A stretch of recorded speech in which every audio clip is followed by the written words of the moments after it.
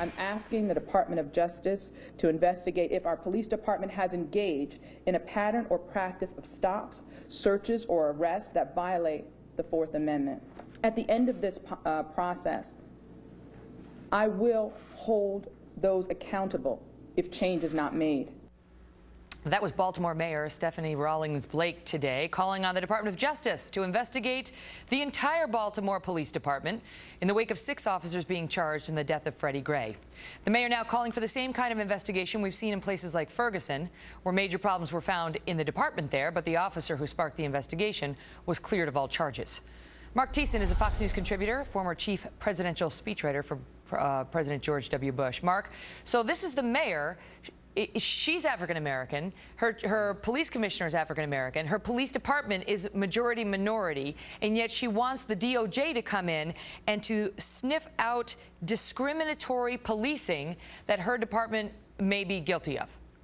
Yeah, and not only that, half the officers accused in this crime are African-American. Are they racists? I mean, this, even the crime that she's specifically talking about that's supposedly sparked this investigation has nothing to do with race. Look, the problem in Baltimore is not racism. The problem in Baltimore is liberalism. Baltimore is a disaster because it has had 5 decades of uninterrupted Democratic rule. The last time there was a Republican mayor of Baltimore was in 1967, which is the year I was born. There time ago. That is a long time ago. There were longer every year. There have been only 2 Republican governors since Spiro Agnew in 1969, and one of them just took office. This is a deep blue city in a deep blue state. The mayor's a Democrat. The city council is run by Democrats. The school board is run by Democrats. So if there's a problem in Baltimore, the Democrats built that. I know that you talked about in your column this week how the New York Times had a report studying the nation's 100 largest counties, and the one where children face the worst odds of escaping poverty is the city of Baltimore. So do you think that this mayor and other officials there are scapegoating the cops to write off long existing problems in this town? That's exactly right. The mayor is trying to distract from the real problem, which is that their policies have failed to improve the lives of people in Baltimore generally and particularly in the Sandtown neighborhood. So think about this.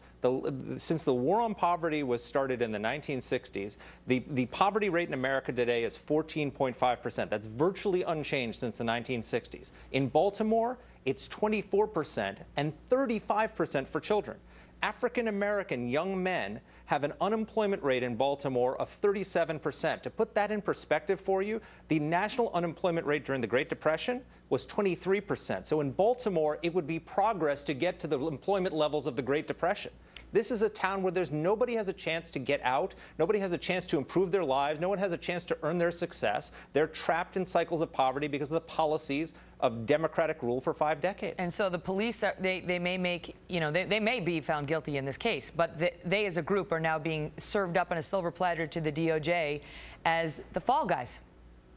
They may have, we don't know whether they'll be guilty or not, whether they did something wrong or not, but it's not systemic racism. They are trying to distract from the real problem. This is a town where people don't have a chance to improve their lives.